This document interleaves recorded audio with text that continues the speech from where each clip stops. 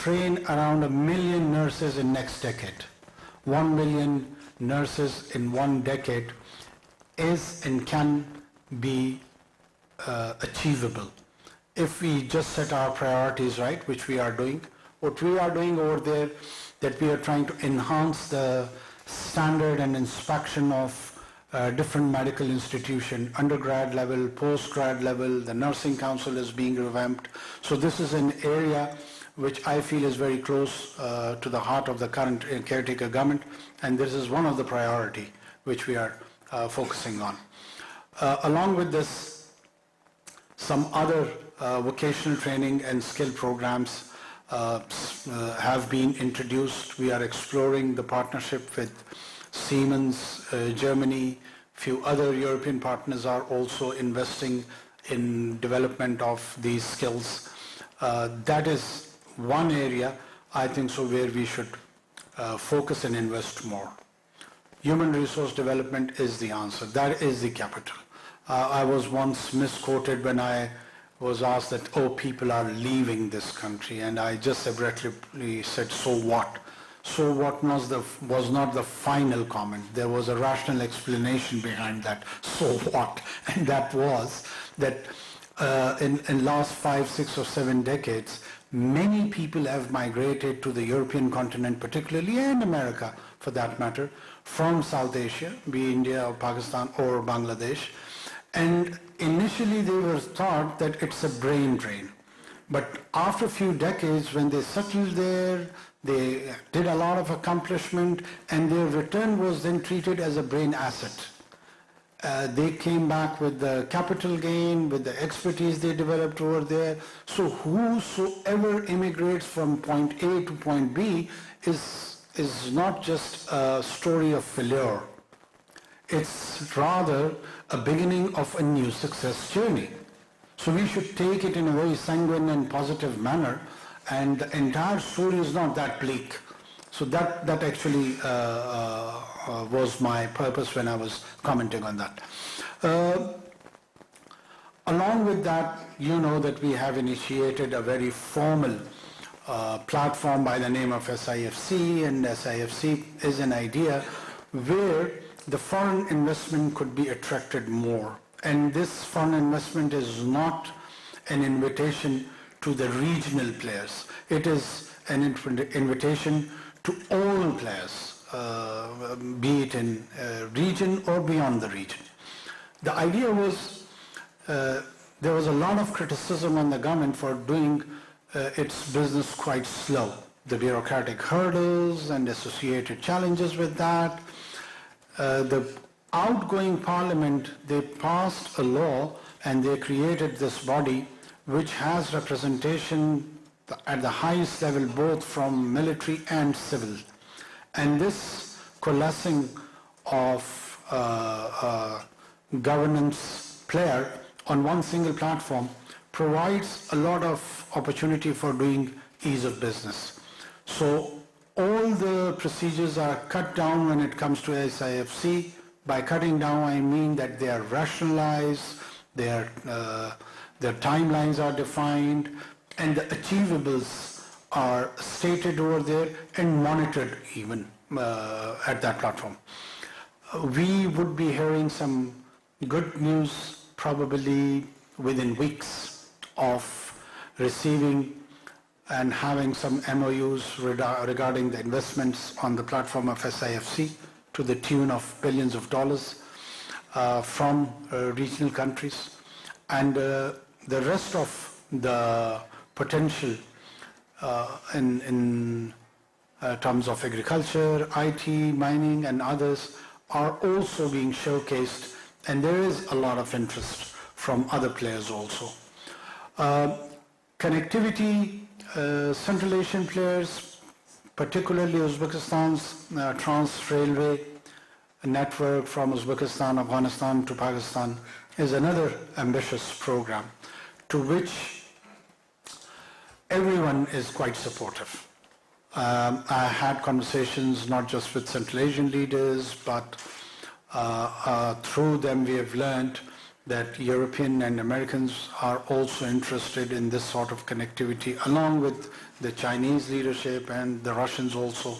So there seems to be a consensus. We are trying to upgrade Quetta-Taftan railway network, which would bring us to the new corridor and linking us to the North Caucasus, Azerbaijan, Iran, and the rest. So these are areas where we feel that we would leave our legacy. On the domestic front, we are trying to revamp our taxation system because we have realized that until and unless we do not rationalize our expenditure and we do not generate our more revenues, you cannot run the country like this. The government has to focus and limit its expenditure habits, and it has to create new venues for creating more revenue. Along with that, I feel relatively media is very open, very independent, more independent probably, as many prime ministers would claim, than European media or American media or other medias, you know. Our media is beyond any sort of control, particularly the social media. The print and electronic is still regulated. They are also, well, all of us agree on regulations, but digital space and social media has created a new milieu, a political milieu, in which people are thinking, having discourses, discussions. So these are the challenges which is not being catered for by relatively traditional media. I mean, when I was a young kid, on the breakfast we would read the Jang or the Mashriq newspaper in the morning. But when I wake up now, I have to go through and scroll all my WhatsApp messages, see what is happening on the YouTube, you know, or all the vlogs and the rest of the associated activities. So this is a new entrant into the political spectrum of this country. And they are becoming very popular. And that popularity in last 2.5 years has turned into a new level. And it's a challenge and opportunity both to the traditional media, be it print or electronic as well. And it has its own political colors. It has its own political colors and quite organic. And for very right reasons. In any country, in the manner, the mushroom growth which we are having over here, if it would have been there and the kind of political polarization we are experiencing right now would have been a very favorite tool for anyone to express themselves. Whenever there are depolarization, as we were talking on that table, you go to the digital space and social media, how Middle East is being portrayed, the entire conflict over there, and how these tools on both sides, be it pro-Israeli or pro-Palestinian, both are using those tools to advance their narrative, to send their messages, and these tools have become very, very effective in terms of messaging. So this is another area which I feel Pakistan is quite, I wouldn't use the word struggling, but yes, in a way, it is a struggle.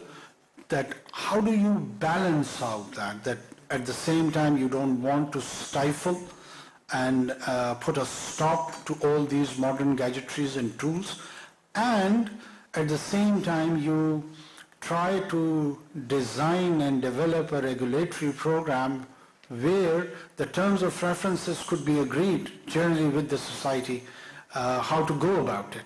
So this is the kind of conversation which is probably lacking at the moment. We need one.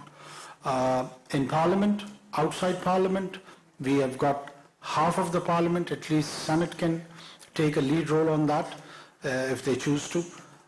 If not, then again, it has to be left to the next Parliament when it comes into existence. Domestic political crisis, if it is one, I don't see it as a crisis. For me, it's one of the routine transformation in post-2008 experiment of ours, 3 of the parliament stints have been completed. It's a good continuation in the transitional democracy of Pakistan. And if we continue in this process, I'm quite optimistic on that account that there would be more political education of the participants, of the voters, of the political parties, and gradually and slowly people will try to link the political parties with their delivery promises and delivery systems. If they don't, maybe next 2, 3 or 4 stint of parliaments, the entire transformation will face a very serious challenge from the masses. Because at the end of the day, the aspiring of legitimate political power by any political party is due to promise of a service delivery.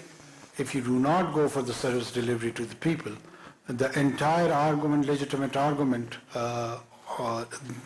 loses its moral encompass. And the performance of government has to be linked with the essence of democracy. So if someone is genuinely a believer in the democratic dispensation, they have to have service delivery better.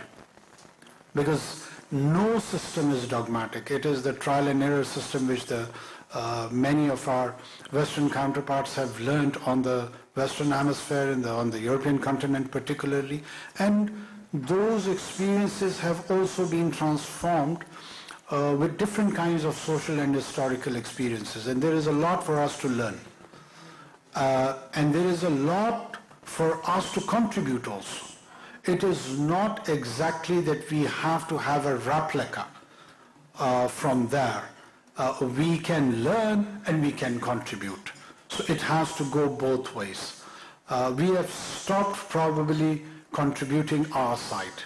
We're just looking at different models, Jeffersonian democracy, Westminster model of democracy, French democracy or German democracy. There is no model which could be, let's say, we refer to as a Bhutan's model of democracy or Indian model of democracy or Nepalese model of democracy or Pakistani model of democracy. So the contributing part is missing. Or Turkmen model of democracy. Well, democracy is not a noun which has an intellectual property right by the Europeans. So it's a practice or an attitude linked with human behavior in terms of politics by different nations, by different countries, in a different manner, in different historical contexts. So we need now to contribute also on that account. Have I passed my 20 minutes? No, sir, you can go. Okay.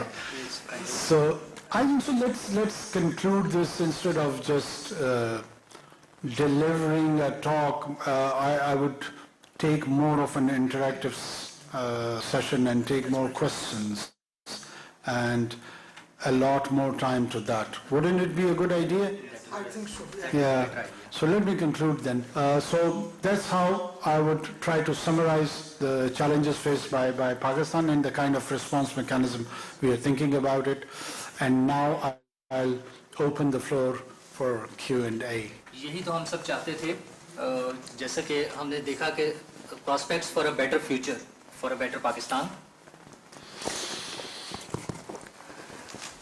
यही तो हम सब चाहते थे कि prospects for a better Pakistan. तो वज़ीर आज़म साहब ने जो हमें बताया है कि in a couple of weeks we'll be having some good news. So it's always pleasant to listen to him. And one more thing, when he was talking about new entrants in media, so the traditional media, Jung and Geo Group has the privilege to have you here with us and have this interactive session. So now the house is open. I'll request all of you to be brief and precise so we can learn more about future of Pakistan or a better Pakistan. And introduce yourself first. Yeah, first introduce yourself. जी तैमूर खालिद साहब.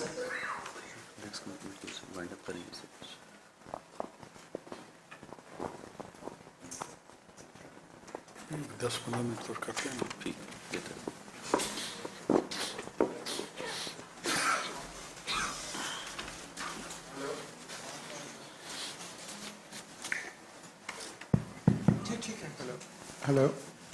Ji, my name is Khalid Taimur, and first of all,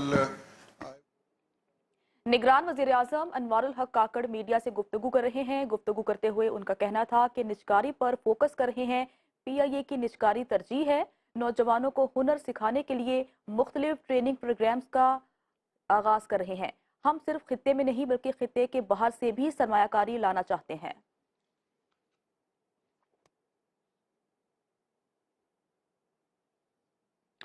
48 दिन बाद गजा में 4 रोजा RG जंग बंदी का आगाज हो गया है। कैदियों का तबादला पाकिस्तानी वक्त के मुताबिक